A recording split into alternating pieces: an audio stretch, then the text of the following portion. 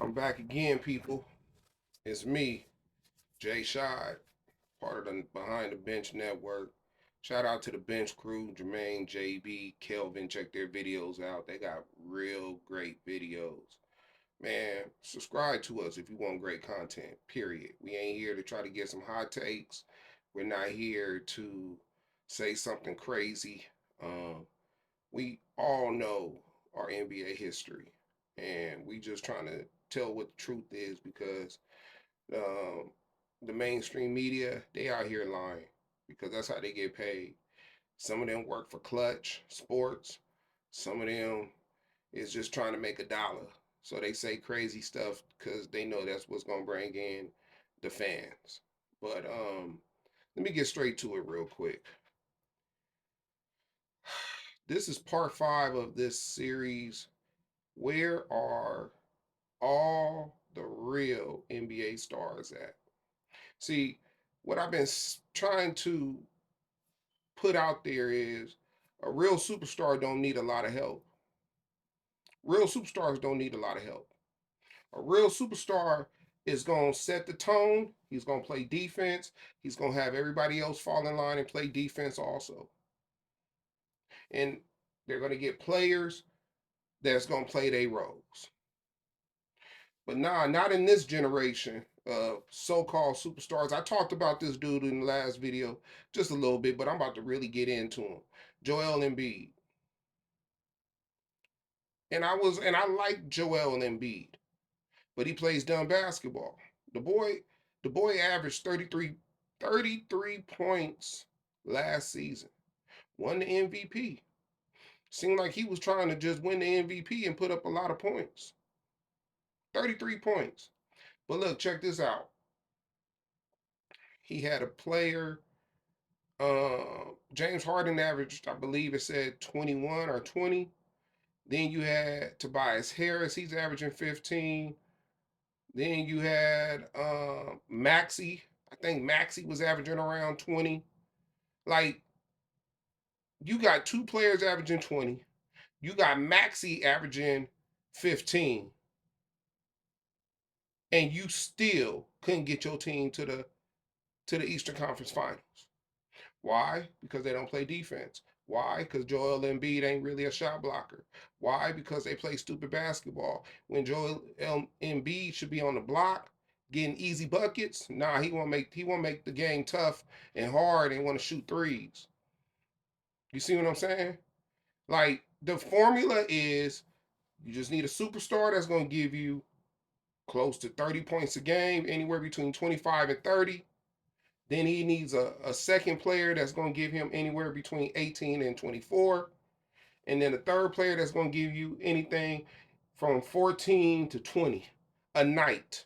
Then you have your role players that come in and you take for whatever they could give you, but they know what their role is.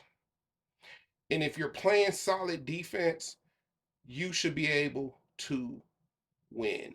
You should at least be able to take your team to the Eastern Conference Finals, if not the finals. I'm not saying you got to win a championship to be a superstar, but you should be able to take your team to conference finals. And you don't need other superstar, real high caliber all star type of players. You should be able to get it done. I think that team won 54 games. But let me get to a real superstar. This, you know, I could have went with the Dallas Mavericks that won 67 games, lost in the first round against Golden State. Like I said, it's gonna be some years where you're gonna have a hiccup. That don't mean that you weak or your team is weak. Some years you just gonna have a hiccup. But if you constantly having hiccups and you constantly ain't playing in the conference finals and you're not playing in a stacked conference during your era, you're not a real superstar.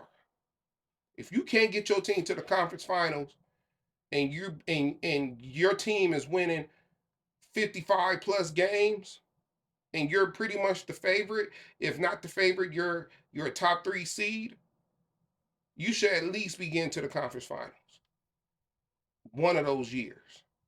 But I said, let me go to Dirk's championship year. Check this out. Dirk averaged 23 points. Number 2 scorer was Jason Terry. Jason Terry averaged 15 points. Third scorer, Caron Butler, averaged 15 points. Tyson Chandler averaged 10. JJ Barea averaged 8. Jason Kidd averaged 7. Where's his other superstar at? Where's his high quality all-star player that end up playing against a super team of Dwayne Wade in his prime, Chris Bosh in his prime, superstar player, franchise player, Dwayne Wade, superstar player, franchise player, LeBron James, superstar player, franchise player. Why were they able to beat that team and go to the finals? Well, I mean, why were they able to win that team in the finals? Not go to the finals, but why were they able to beat that team?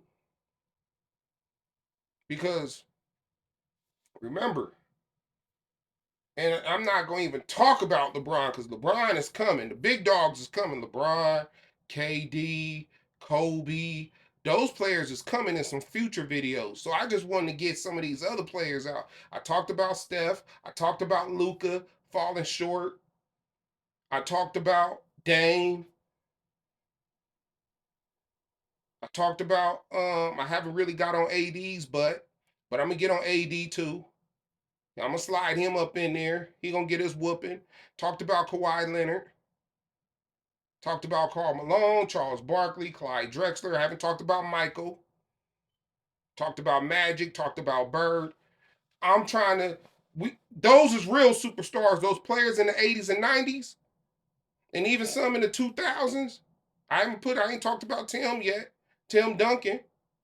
But these players now, where are the real superstars at? It's just a little. It's like two or three of them. It's like two or three. But it's a lot of these players swear that they're that dude, but they're doing less with more. It's better.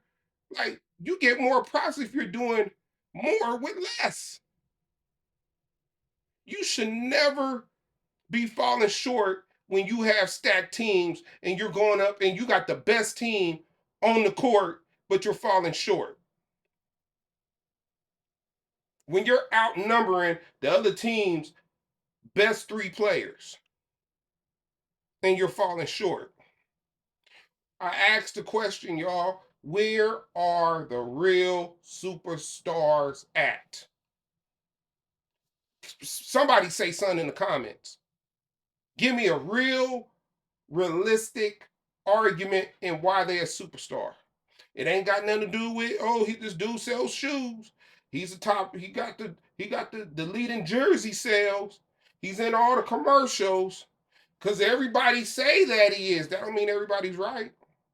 A lot of these fans been brainwashed by the mainstream media anyway.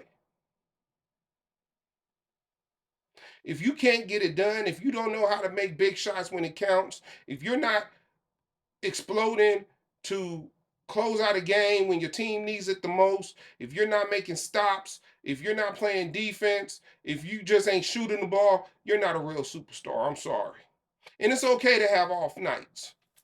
You know, the players that played their butt off throughout the series and then end up having an off night in one game. That's okay. That's okay. You get a pass.